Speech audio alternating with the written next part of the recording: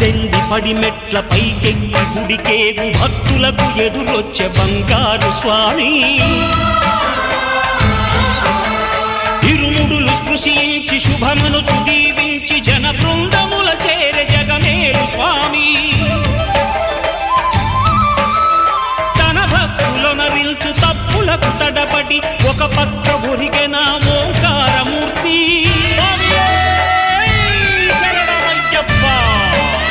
స్వాములందరూ తనకు సాయము కాగా ధీమంతుడై లేచే ఆ కన్య స్వామి పట్టబంధము వీడి భక్తతతికై